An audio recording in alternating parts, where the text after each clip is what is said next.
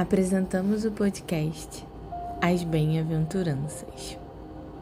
Nossa querida amiga e colaboradora da casa, Cristina Salgado, apresentará esse tema que emana da plenitude do nosso irmão, mestre e exemplo, Jesus.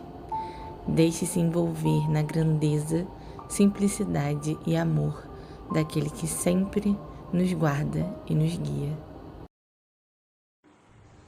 Queridos e queridas, muito bom dia, muito boa tarde, muito boa noite. Agradecemos aos bondosos amigos espirituais pela oportunidade de estarmos juntos mais uma vez, refletindo com o coração aberto sobre as bem-aventuranças conforme o Evangelho de Mateus no capítulo 5. E pedimos a que esses bondosos amigos estejam conosco, nos auxiliando, amparando e intuindo, protegendo a cada um de nós no nosso dia e na nossa semana. E que assim seja. Para a nossa reflexão de hoje, trazemos a 8ª bem-aventurança. Vamos lá? E Jesus, vendo a multidão, subiu a um monte, e assentando-se, aproximaram-se dele os seus discípulos. E abrindo a sua boca, os ensinava, dizendo: Bem-aventurados os que sofrem perseguição por causa da justiça, porque deles é o reino dos céus. A fim de nos auxiliar a fundamentar as nossas reflexões, encontramos um texto muito interessante sobre a justiça no site do Sindicato dos Trabalhadores da Justiça de Mato Grosso do Sul, do qual extraímos alguns parágrafos. Abre aspas. O termo justiça, do latim iustitia, de maneira simples, diz respeito à igualdade de todos os cidadãos. É o princípio básico de um preceito que tem como condão a manutenção da ordem social através da preservação dos direitos em sua forma legal ou na sua aplicação a casos específicos. Por Aristóteles, o termo justiça traz ao mesmo tempo o entendimento de legalidade e de igualdade. Extraia-se daí que tanto é justo aquele que cumpre a lei, quanto aquele que aplica a lei, promovendo a igualdade. Em sentido amplo, a expressão justiça pode ser considerada como um termo abstrato, que designa o respeito pelo direito de terceiros, a aplicação ou reposição do seu direito por ser maior em virtude moral ou material. Justo é aquilo que é equitativo ou consensual, adequado e legítimo, ou seja, a concretização da justiça pela aplicação do direito nas suas próprias fontes. A justiça pode ser reconhecida por mecanismos automáticos ou intuitivos nas relações sociais ou por mediação através dos tribunais e em ordem à equidade.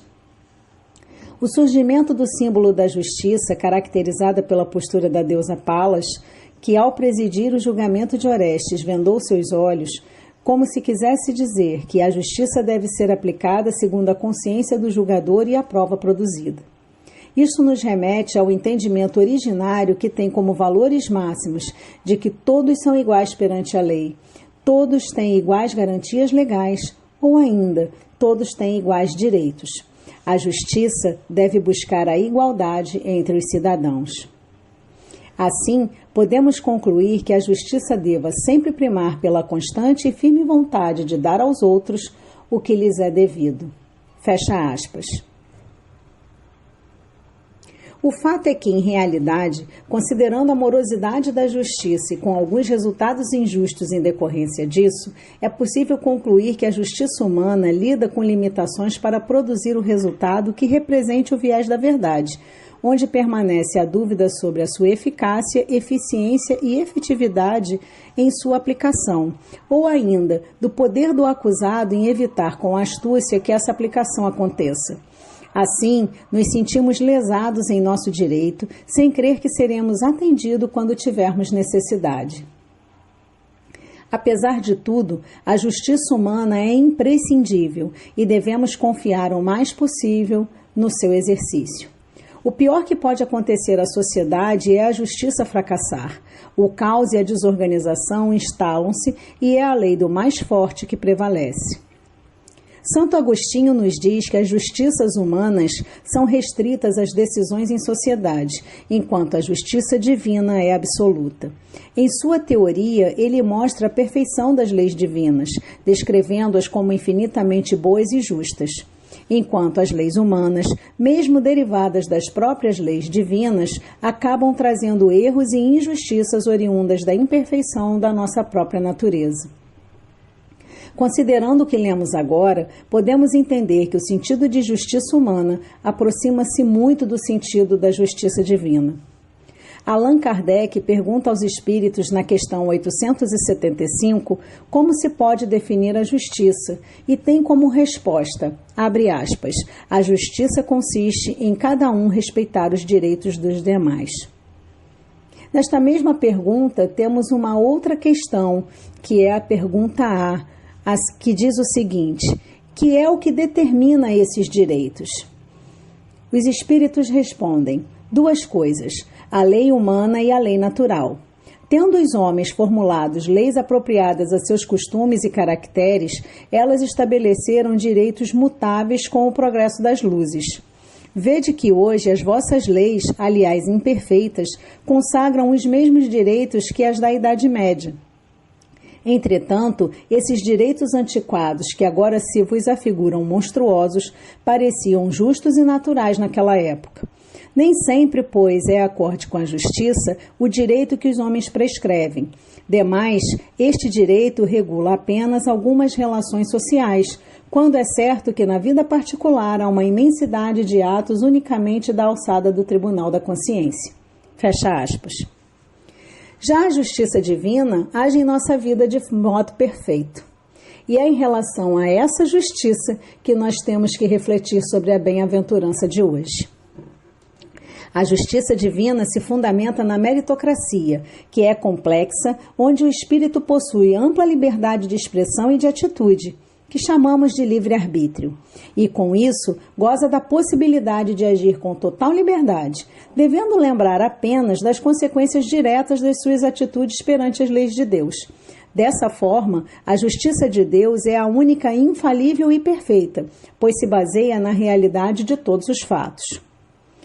Há que se deixar claro, porém, que não falamos da meritocracia mal empregada das relações humanas, mas sim a meritocracia perfeita do nosso Pai, baseada em complexas variáveis que podem aumentar ou diminuir méritos e deméritos dos atos. Podemos usar como exemplo alguém que rouba para não morrer de fome e alguém que o faz para satisfazer de forma fútil as suas vaidades. Nesses exemplos, podemos considerar como atenuante o motivo do primeiro e agravante os motivos do segundo. Isso, de forma alguma, exclui a responsabilidade do primeiro indivíduo pelo seu erro, mas apenas a torna menos nociva do que a responsabilidade daquele que praticou por motivos mais obscuros, egoístas e perversos. Com isso, o conceito de justiça se abre. Somente se pode colher aquilo que se plantou. Justo para Deus é recebermos conforme as nossas obras, ou seja, de acordo com o que fizermos, receberemos uma reação direta do universo, que é a lei de ação e reação. Santo Agostinho introduz o conceito de que as leis divinas são mais severas por julgar a própria alma, enquanto as leis humanas apenas interferem no comportamento em sociedade. Dentro de nós trazemos a lei de Deus e por isso temos uma voz da consciência, nos alertando para o que é certo ou errado.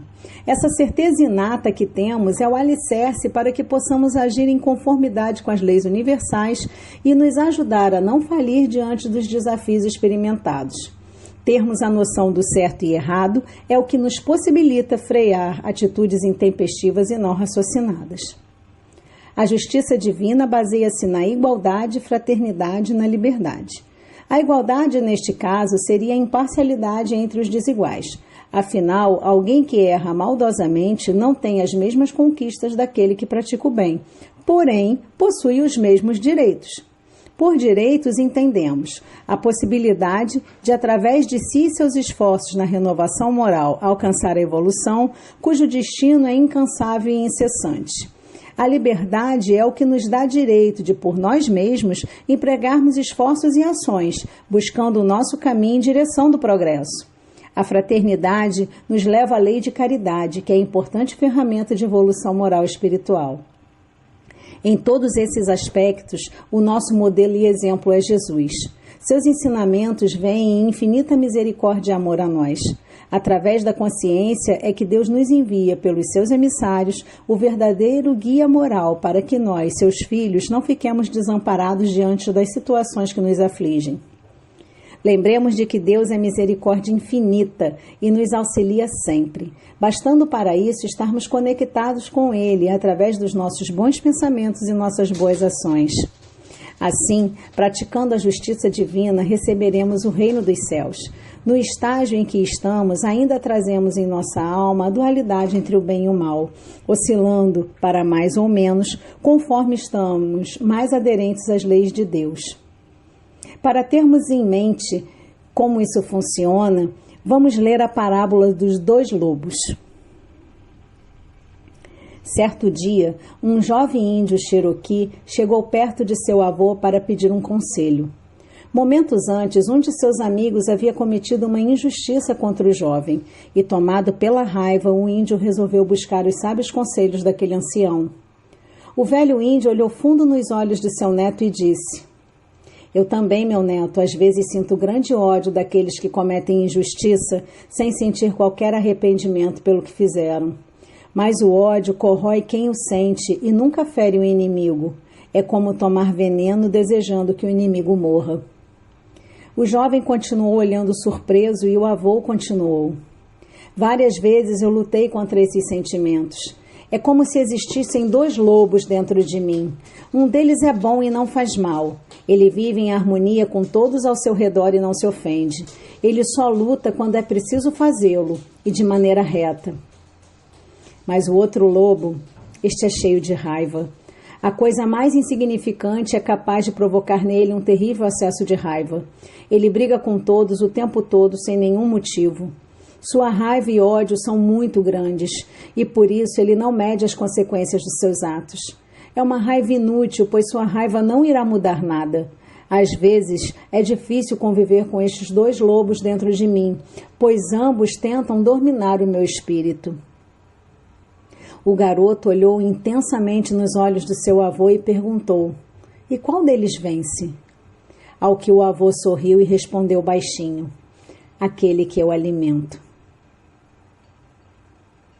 Então podemos entender que aqueles de nós que alimentamos mais o lobo bom, poderemos, quem sabe, estar no final da nossa quitação e encontrarmos a poderosa energia da bênção dessa bem-aventurança, porque sabemos que a coroa da justiça de que fala Paulo também está próxima de ser colocada em nossas cabeças.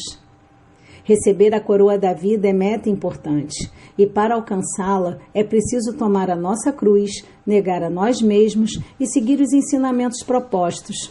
Só desfruta do bônus quem liquida o ônus.